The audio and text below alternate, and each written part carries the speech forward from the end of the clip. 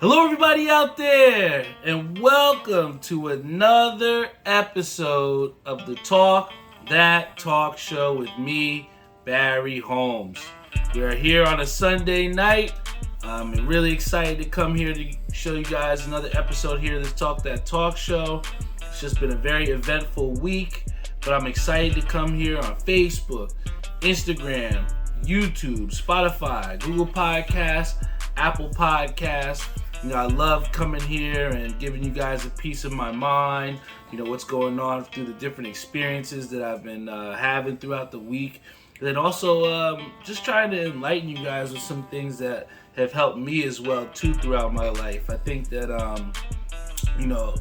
every 3 or 4 episodes, I just try to, think back to someone that's never really listened to this show before and just try to give them something that they can go and tell their friend about and something that they can, gravitate towards or relate to, because I feel as though sometimes with certain podcasts, people centralize them so much and make them about one topic that they kind of take and they shorten their audience of the reach and the effect that they can have. But I feel like with making this podcast a lot broader and making, various different topics, it's definitely led to getting more audiences and people that I would have never thought would be listening to the show. People that I've, older people from the bowling alley that you never would think that would be kind of in tune with certain things that are reciting to me back, word for word, verbatim, some of the different topics that I had on this show. So, I think that this show covers a broad variety of things to make things enjoyable for everyone. I think that everyone can find something to enjoy or something to take away from this podcast each and every week. And, not for nothing, there's been so many times where you see people and they try different things out and start with things but never finish them, and I just think that to be able to be here at over 200 episodes, still continuously gravitating people on Facebook and Instagram Live, still eclipsing different goals with our thousands of downloads. I think we're over 26,000 at the moment, but we're just trying to keep going forward in the right direction, because if you become complacent in that 1 week where you don't throw a podcast out there, you have people wondering where you're at, and that could be the one time you lose your chance to kind of get recognized. So I'm just happy to have and share a Sunday night with you guys, whether you're on Facebook Live or Instagram Live. But one of the things that I definitely wanted to talk about that I saw recently was one of my buddies on Facebook. He had made a post, and I'm not going to say names or anything, but it was along the lines of the fact that, he had liked another person's post or something like that, and the girl that he was dating wound up just not communicating anything to him, blocking him, and he was just devastated. So he goes to Facebook to say, like, I really love this girl, but, she, pretty much deaded me just because of liking someone else's post. And, I just saw a lot of people just giving a lot of advice that I don't think would have helped him. And I think that that's the problem with having problems and posting them to your Facebook page or to your social media accounts. I think that, with me personally, I like to be a private person. And in the same realm, I like to, in the relationship that I'm in now, we're completely communicative. So, we're constantly communicating and, expressing our feelings, whether we like it or not, whether we might hurt the other person's feelings. It's important for me and my girlfriend to communicate and be on the same page about a lot of things.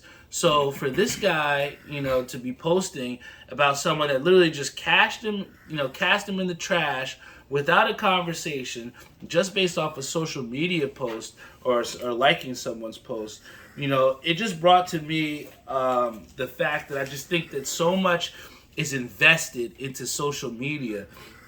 It was funny because I kind of asked my girlfriend the same question. I was like, do you think there's a difference between someone liking and loving a post? And she's like, yeah, you have to take extra time to hold the button and swipe it over. And it's just funny because when you ask certain people, they all have varying degrees of what is like the boundary or the limit or what's acceptable in social media or through those interactions.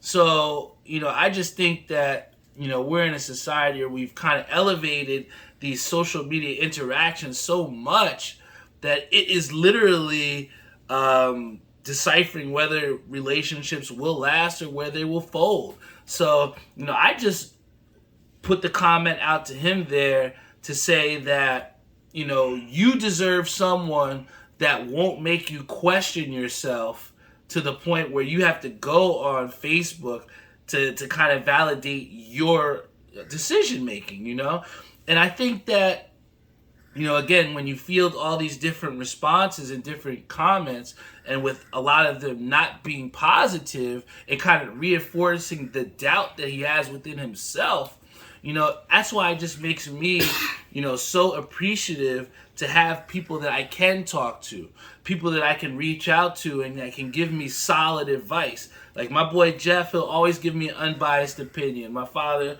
my mother, they're always going to tell me what they think is best for me. So in that regard, I'm just thankful to the point that I don't feel it's a need to get those responses from people through my social media about things that are very important.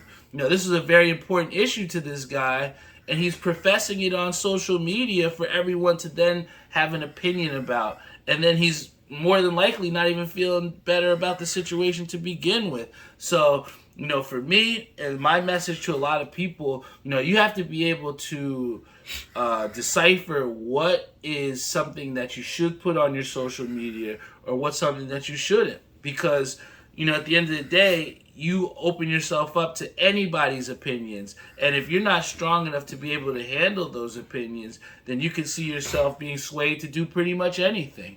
My boy Ish said, if you have problems, talk to family and close friends. People are so negative on social media. And it's true, because I believe Mike Tyson said it, you can't fight through the computer, right? A lot of people have this confidence to say a lot of things that they wouldn't say to you in person. And realistically, again, it might lead to some of those terrible interactions on the social media. I feel like there's definitely so many times where, I'm looking and I'm scrolling and I'm seeing people arguing on the social media, and you just pulling your popcorn out because both of them making fools of themselves for everyone to see. So again, I just think that for other people who hold the social media interactions to such a high standard or such a high degree, or someone like this person who just dumped my friend just because he liked someone else's post or something like that, it just brings up the insecurities and, the lack of self-esteem that some people really do have. I think that, for people to monitor certain things to the point where you're checking other people's social media accounts and looking at everything that they're posting or what they're liking from other people, those are red flags. I have so much time in my life to put forth energy towards other things positive than worry what the hell Doc's doing on Facebook. I could care less, because I know at the end of the day, she's going to be coming home with me, and I have no worry about that. And, if she does do something or whatever the case may be, I'm not up a creek to the point where I feel like, oh, everything's so bad and I have to go on Facebook to tell everybody about how terrible my situation is. I'm not an ugly dude. I can go out there and get what I need to get. You know what I'm saying? And I think that for a lot of people, they don't have the self-esteem, or they don't have that type of love or that self-love for themselves to where they need or depend on this other person to give them that love. So it all starts with you within yourself. You have to be able to look at yourself in the mirror and be happy with what you see. Because if you're not happy with yourself inside, then how can you make someone else happy? And at the same stance, if you have someone that does love you or that does care about you or does want to entertain something serious with you, they're going to try and communicate things with you and not just block you because you guys didn't agree on something. That is childish shit. And for someone that in this situation is much older than me, dealing with this and not understanding that you need to have a little more self-value for myself, that's why I felt like this was important to bring this up on the episode here today. Because everyone that listens to this podcast, whether you're on Facebook, Instagram, YouTube, whatever, you got to hold yourself to the highest standard and have that self-esteem up there to where you feel like you are, nobody can knock you off this mountaintop, right? You got to look in the mirror and feel good about yourself. And when it comes to courting someone or being in a relationship with someone or trying to find that person, a special person to make you happy, you have to be willing to communicate and at the same sense, not, just try and change yourself to make this other person happy. You know what I'm saying? And I think that oftentimes people will try and change certain things about themselves to try and appease that person. And you're never, in a way, going to find something sustainable if you continue to try and appease someone else, because then at the end of the day, you're not truly being yourself. So that's the best advice I can give to that person. I don't want to say names, but, you just got to have some self-love about yourself. And, I think oftentimes, it happens to a lot of us where we can find ourselves happy with a certain situation because of certain things or certain materialistic items that are received or whatever. But you have to be able to look past those things and look at the intrinsic values and think, how does this person make me feel? Are they, worth the energy that I'm putting forth in here? Am I getting the same energy back? If you're, and I've seen so many times, and it's unfortunate, but I've seen, a lot of times at the bowling alley with some of these guys that maybe lack the self-esteem, and they show you the pictures on their phone of them texting these people, and you see millions of messages where the other person not even responding to them. So if someone's not giving you the same energy back, there's no way in hell you should be giving them any more of your time. And then Pops here says, could have been her way out of the relationship. She may have wanted out in the first place, which is also true. And that's the shitty thing as well, too, with adults at times, is that people would rather just ghost someone than just have a simple conversation. And again, it just brings back to the point where, a lot of people just don't enjoy public speaking. And public speaking doesn't necessarily always have to be in front of a huge crowd, but just a one-on-one conversation with somebody about something difficult or changing about what you have to do. Some people just don't have that within them, and they would just rather just pack it up, throw it in the trash, and just never worry about it. But the problem is people have feelings, and nobody likes to have their feelings hurt. Ish says, agreed. She was probably too scared to just tell him because of maybe how he would have reacted, and that's true. I'm glad that our audience here on the Talk That Talk show is active, and they know exactly what we're talking about here. But I have a gripe here talking about the WNBA. Big shout out to Josh Bird also, who's tuned in on our Instagram live stream. I think he just graduated. Big shout out to you, brother. Happy graduation to you. But the one thing that I will say about the WNBA is I am happy with all the different games that we've had to watch, and that, the competition level between these teams is definitely, I feel like, elevated. We saw the Aces, a team that I was very big on and one that I loved betting that spread on. They lost the other day to Dallas Wings, and it just shows that the gap between the top and the bottom is starting to shrink a little bit. But in watching these games and trying to figure out the trends and seeing what's going on with these different WNBA games, the toughest thing is when you're on a Friday night and all you want to do is watch a WNBA game, and you can't watch the specific one that you want because they put all of the WNBA games on at the same time on the same channel. How can you have 4 WNBA games on the Ion channel? at the same time. If we're trying to build the W, if you're trying to get more people to watch the W, if you're trying to gather more audiences from males, females, older people, younger people, you have to be able to give them a chance to watch all the different teams so they can see what they like, right? And I think that the NBA does a great job with this. On NBA Tuesday, you know that at 8 o'clock or 7 o'clock you're going to get a game, and at 10 o'clock you're going to get a game, right? And sometimes they'll switch it up, so you'll have it on TNT, or you'll have it on ESPN those Saturdays where you have it a 1 o'clock game, 3 o'clock game, 7 o'clock game. And it's spread out throughout the day so that everybody can get a chance to watch maybe the West Coast games that you can't stay awake for in the weeknight.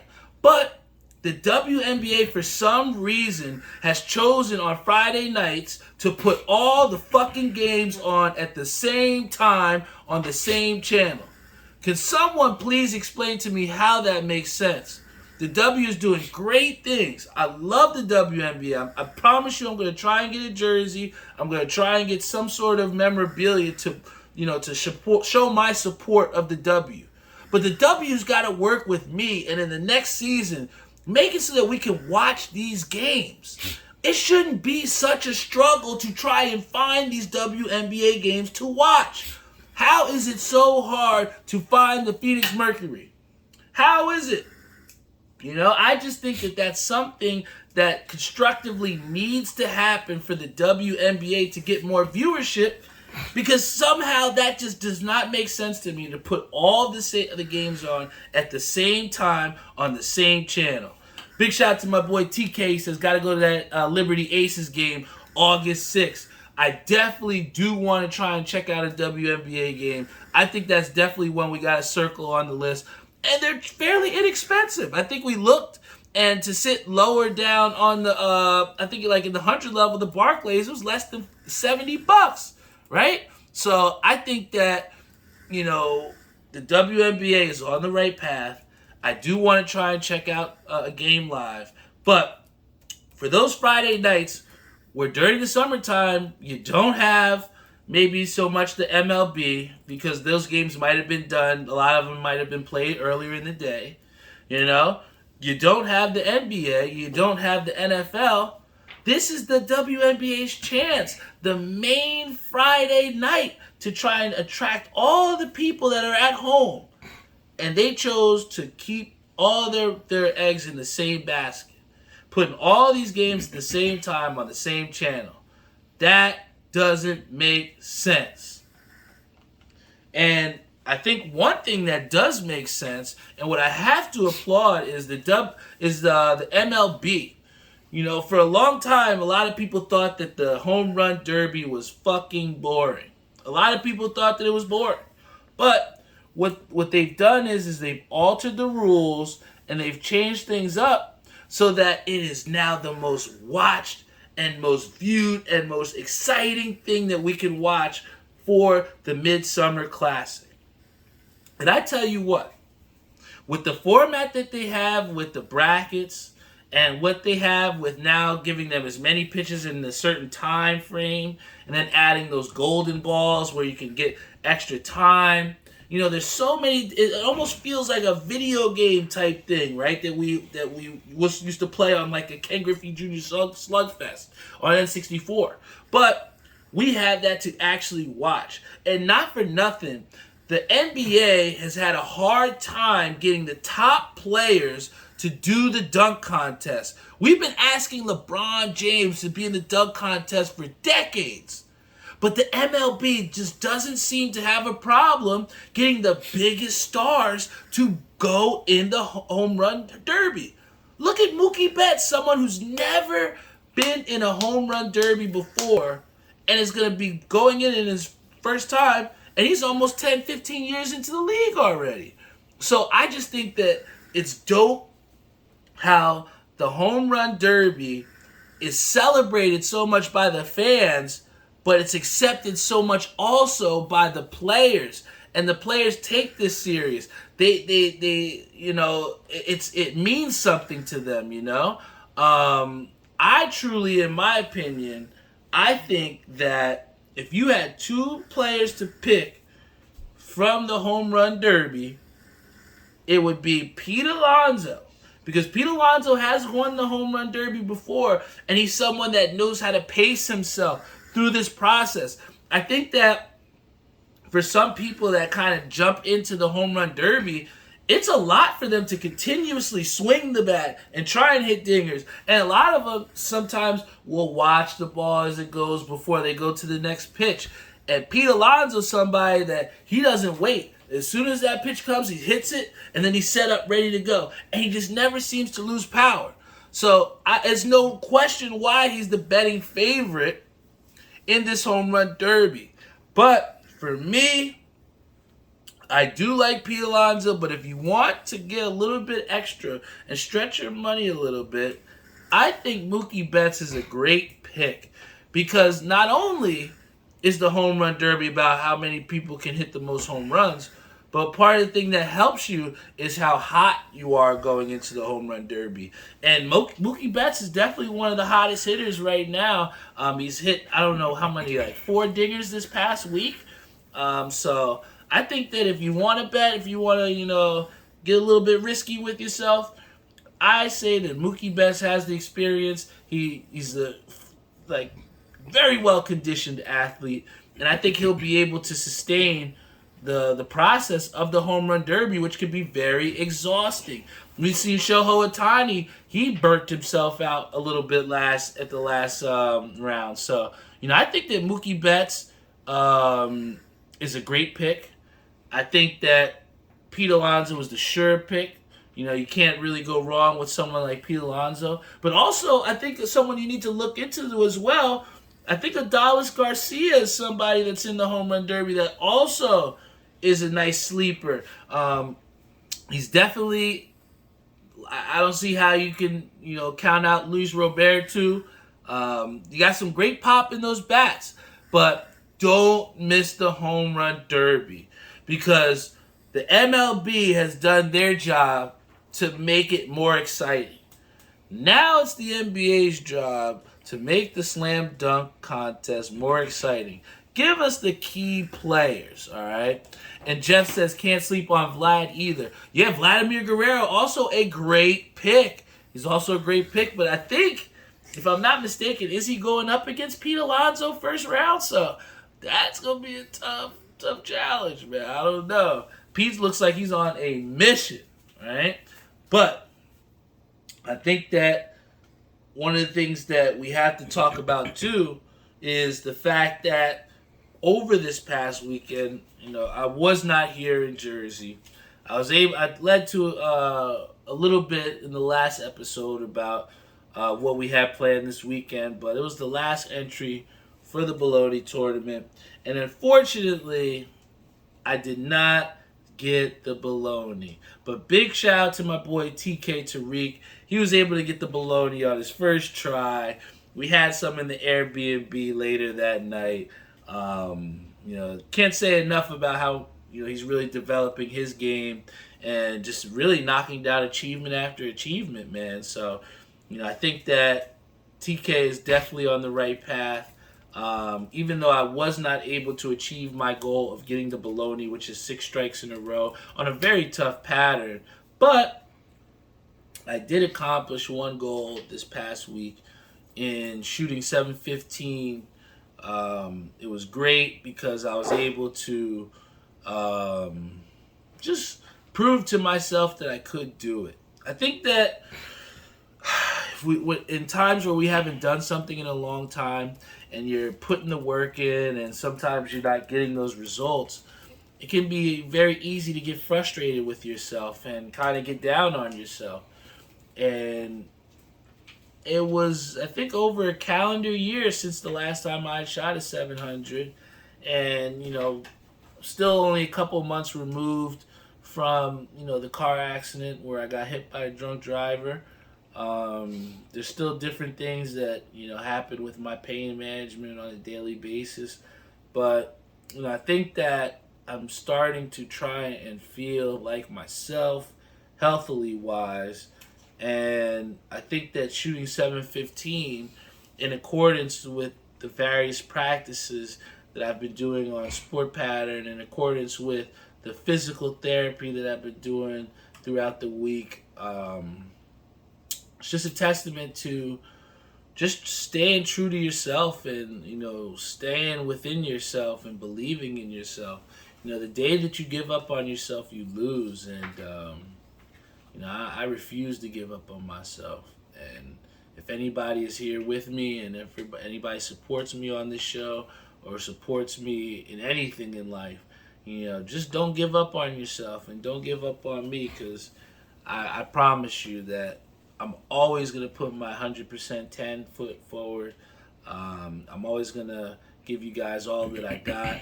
And I just hope that you give me the same in return. And you have people that each week, lend an ear no matter what time we come on, no matter what day we come on. So, that's why it's important to me to do what I need to do. And even though I may not have achieved one of my goals, I still have that goal on the board to hopefully get a Bolony sometime soon.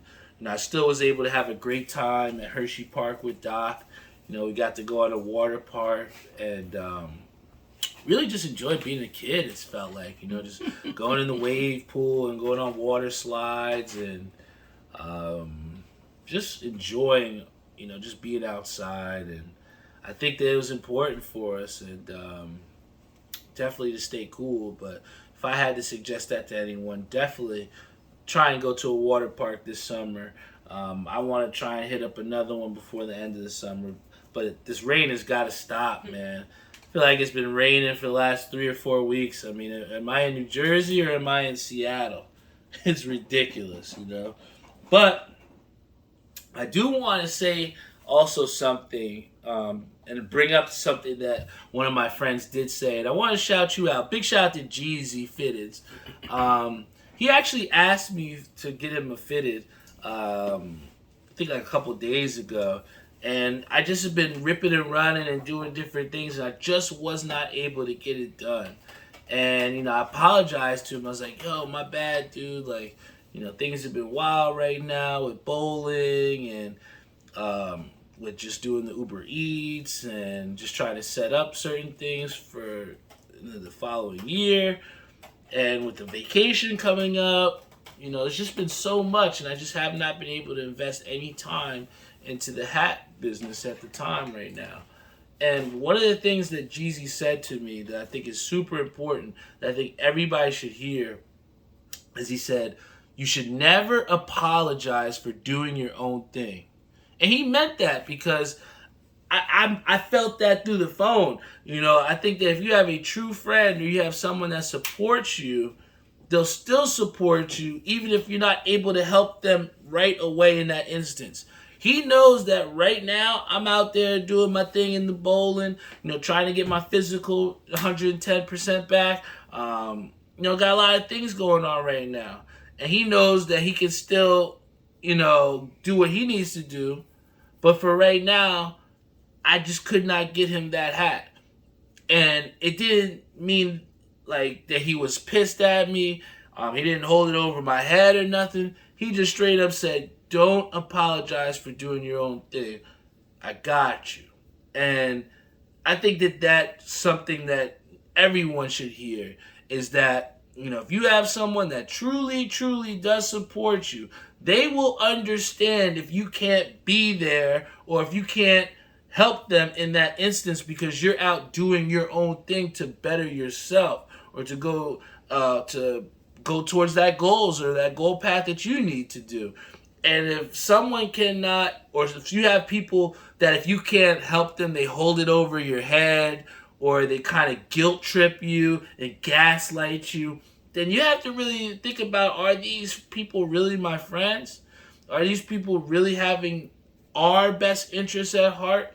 So, I just wanted to thank Jeezy for supporting me when I could not be there for him, and I think that that's important for a lot of us to take away, because at times we just feel like, we have to be there for that person, or they're going to be so pissed with us, or they may block us, like what happened to one of my other Facebook friends earlier on in this podcast. So we can't be, afraid or anticipating this negative response if we can't be there for someone, right?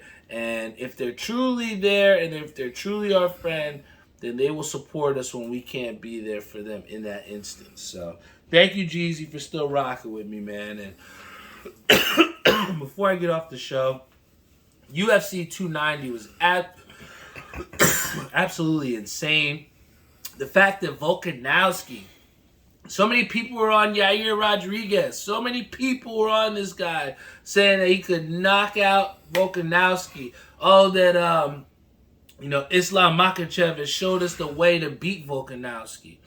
But what we saw is that Volkanovski came back down the weight class to his division and he held the crown. And he's going to be unbeatable, or he's going to be tough to beat. He's got the skill set to where he can, grapple you to the ground. He can stand with guys that have longer reach and still make some devastating blows. I think that Volkanovski, earned his pound-for-pound top ranking because, nobody can just fluctuate up and down a weight class like that and then still defend your title and just come out ready to go. I think that he also said that he needed surgery on his arm as he's mauling this guy, Yair Rodriguez. It just seems crazy to think this guy could have such an epic finish and such an epic fight with this guy and still retain his belt, and the guy needs surgery. I'd hate to see 100% Volkanovski, man. And unfortunately, my guy Brandon Moreno did lose his belt. Caps off to that guy because Pantoja, he's a monster, man. I mean, the guy's never been finished. And, Brandon Moreno, who tends to have that knockout power, in a way kind of played with his food a little bit. And Dutch says Moreno got played.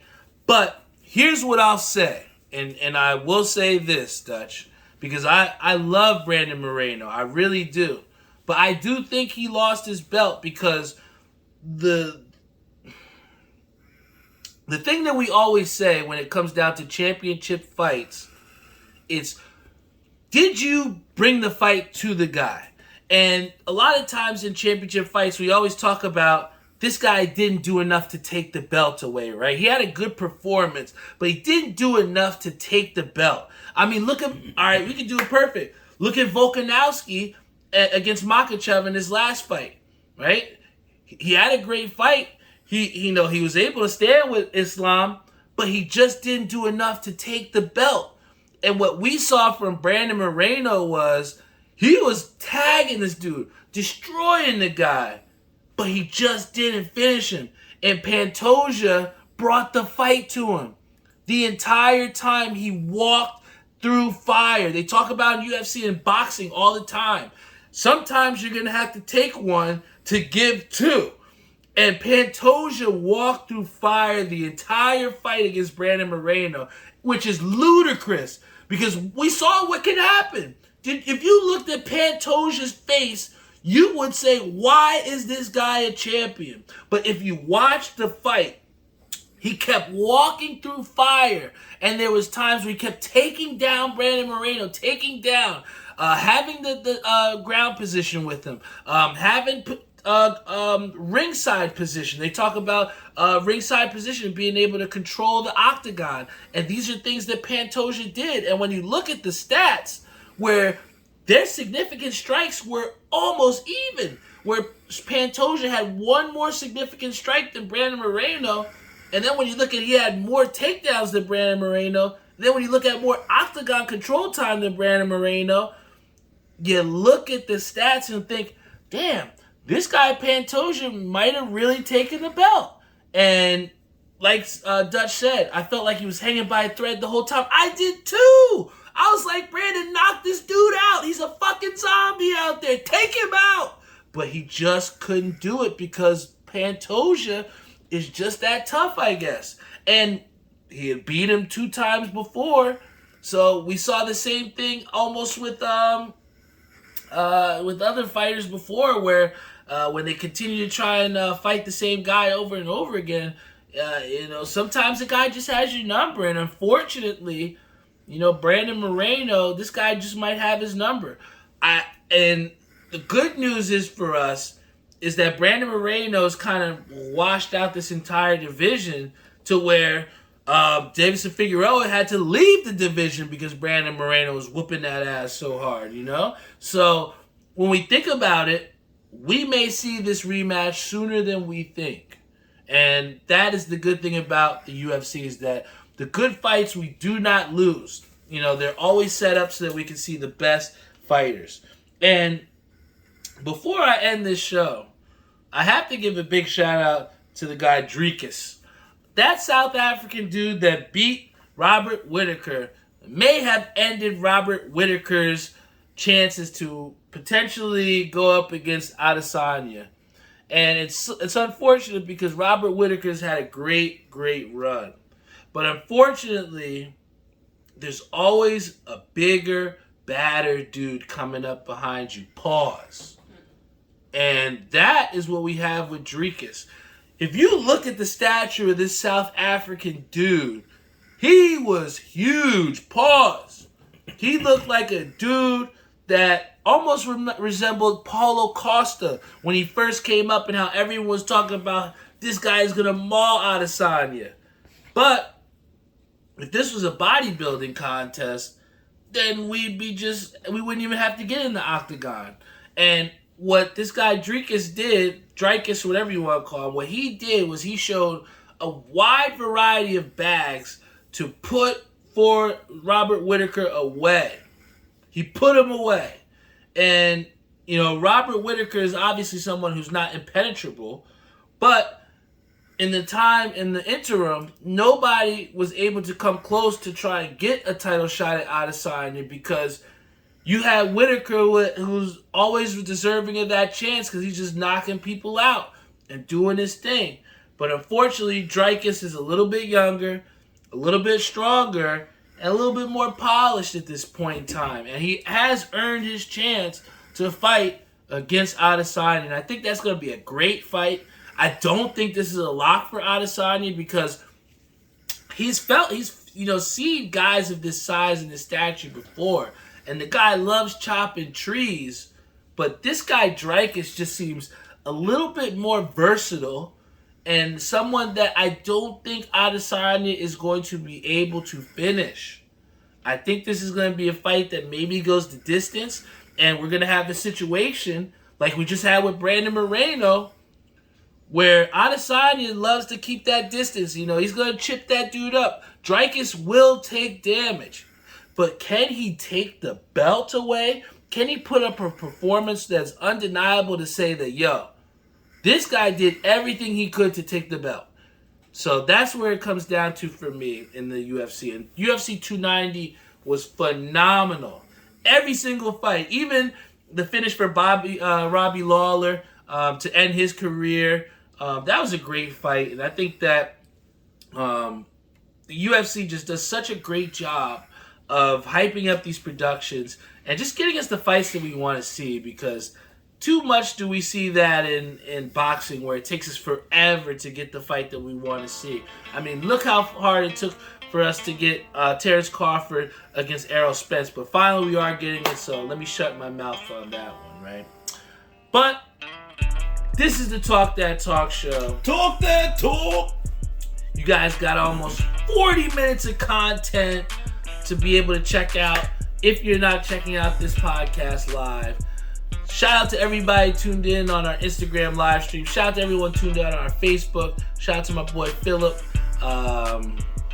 Definitely a good dude on the lanes. I felt like Phil out there when I shot my 700, but hopefully we'll be able to see you at Majestic soon, Phil. But anybody else on our YouTube as well, Spotify, Google Podcasts, Apple Podcasts, iHeartRadio, Stitcher. We're on all streaming platforms. We continue to get better each and every podcast. Try to give you guys the stuff that you want to hear about. And, this is the Talk That Talk show. It's, nothing more, nothing less than a guy from Jersey, giving you my unfiltered thoughts and just trying to enlighten you guys with some of the things that I feel are necessary and that's important. It's just another episode of Talk That Talk show in the books. Yes, sir. I love you all. Thank you so much for rocking out with me unconditionally. I feel like I got the best audience in the world each and every week. You all show out for me on all platforms. I wouldn't have been able to get the confidence or the self-esteem within myself if it wasn't for you guys helping to build that by coming and tuning in every week to the Talk That Talk show.